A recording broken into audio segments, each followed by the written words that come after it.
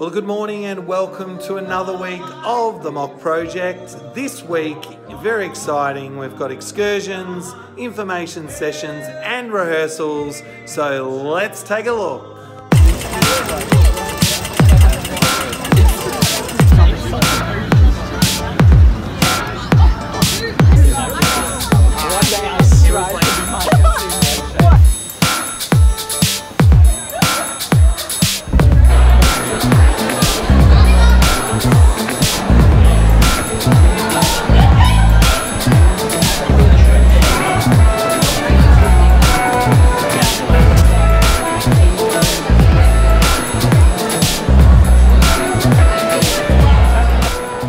Sitting here for top class music, pretty excited. Saw the first concert this morning, was really good. We're really pumped for the second because a little bit more contemporary, so looking forward to it.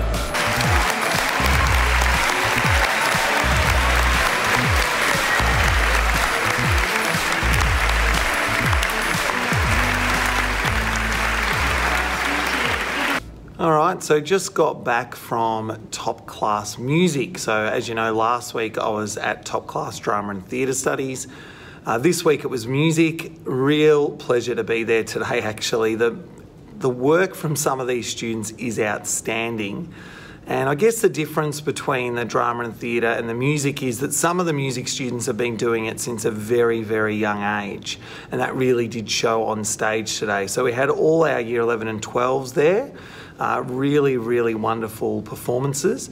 So some of my thoughts on the VCE is around the fact that I think you just need to give the students every opportunity to succeed. So today's excursion is one of those opportunities. If you can bring in people to do workshops with your student, it's another opportunity. To perform for an audience, another opportunity. You can't go home and rehearse for them or practice for them or learn their lines or learn their music. You can't do that. So when they're here at school, you need to provide them every opportunity to at least have a go in your classroom. Okay, today we have a Harmony Day assembly and some of our senior performing arts students are testing the microphones out behind me. And I hope you enjoy it.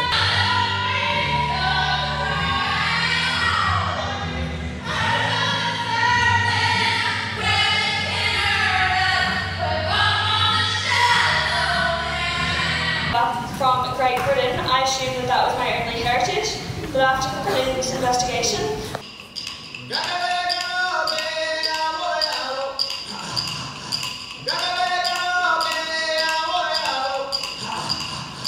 Tonight we have a departure meeting for those students coming away with us to the USA. This is the last session in a series of meetings that we've had. I think this is our fourth, but this time the parents get to come along and the travel agent, the head of our travel agency, is coming along to speak to the students. We leave 2 weeks tonight, so that's very exciting. So looking forward to catching up with the parents and hopefully the students. I know they are excited, but they would be getting really excited by this stage. In order to experience that and really take it in, I'm not saying don't take pictures because I know you will, degrees, if not warmer. Now I'm out walking about, came across this guy, he had a pair of combat boots, heavy kind of winter coat, stocking cap, and nothing else but a pair of pantyhose. And he was standing by a mailbox, and this guy was playing a mailbox as if it were a drum. And I stood and watched for 5 or 6 minutes.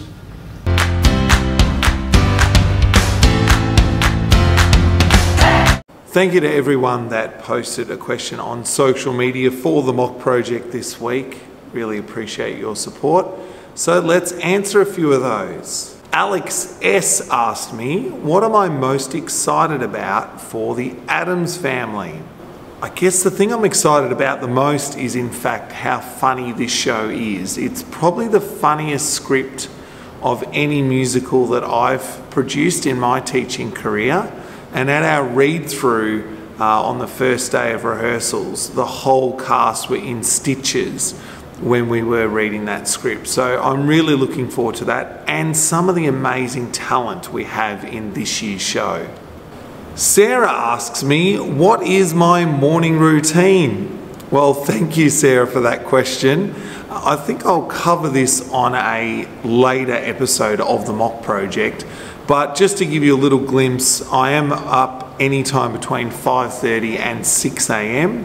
I hit the gym a couple of mornings a week, and the other mornings I'm at home and my wife is at the gym, and I'm getting my daughter ready on those days, so packing lunches and getting dressed and all those sort of things, but we'll cover it on a later episode of the MOK project.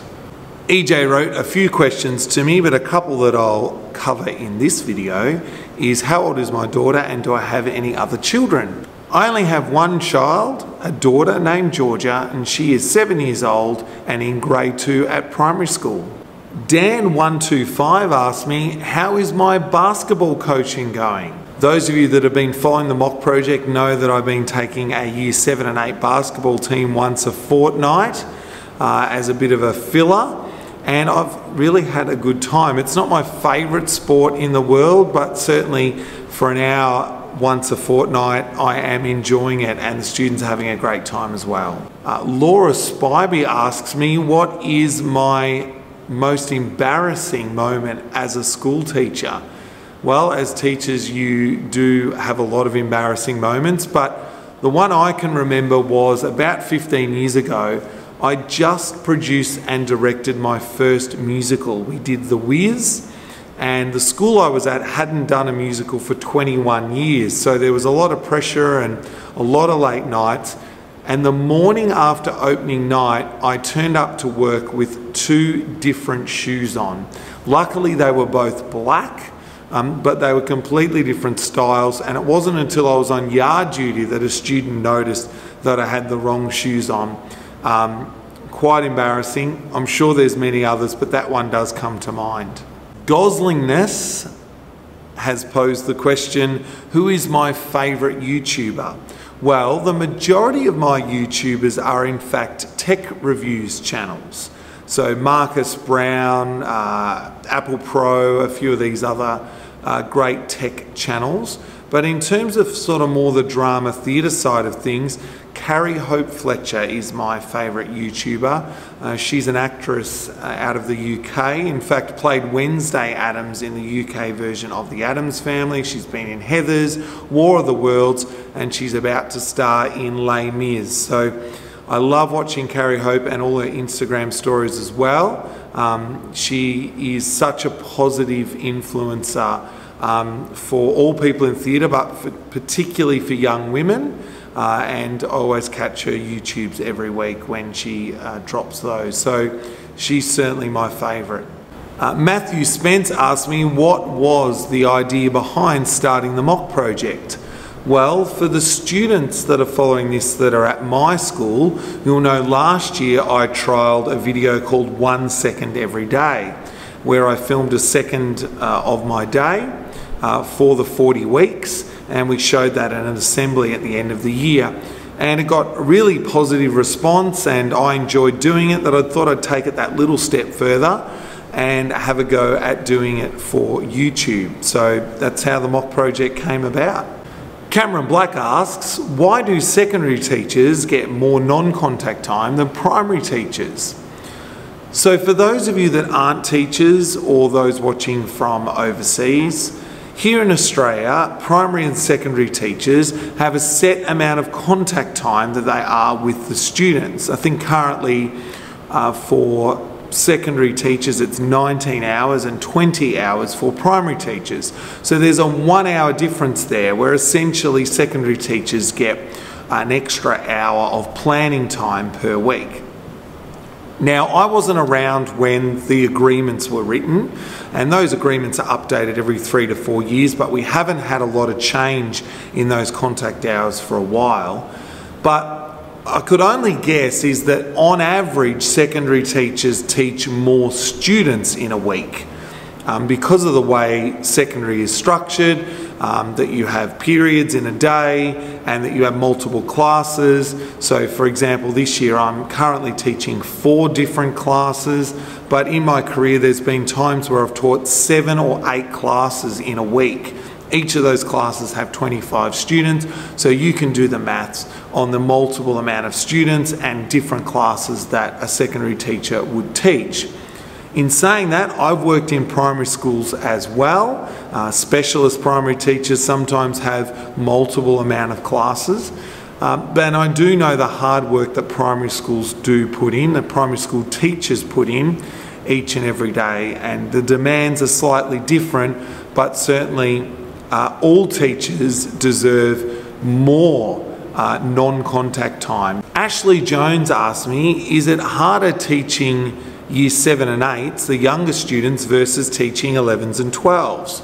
I would say it's not easier or harder, it's just different. In the junior school, definitely the students need a little bit more classroom management, but you don't have to have as much planned because they'll take longer to do the tasks that you've set. Where at the senior school, there's less classroom management, but your planning needs to be more meticulous, especially at Year 12 for the VCE. And tonight I've got a webinar after school with the people that I started the leadership course with earlier this year. And if you want to have a look at the episode where I went in for the first session, you can click the link there, probably there, somewhere there. So yeah, a little webinar just to touch base with the team because this course goes for the whole year. And tonight we're going to be talking about emotional intelligence along with a project. I need to work on a project. I'm starting to have a bit of a think about what that might be. I might reveal that in a later mock project. Well, that is another week done and dusted on the mock project. Thank you so much for joining me. Hey, if you like what you see, make sure you hit that subscribe button or check me out on social media. Just type in the mock project into your favourite search engine. Next week is in fact sort of my last week for the term. It's a long story, but the actual last week of term, I'll only be at work for one day before we head off to the USA. So lots to cram in next week, including report writing. So we'll keep you up to date on all of those things next week on the mock project.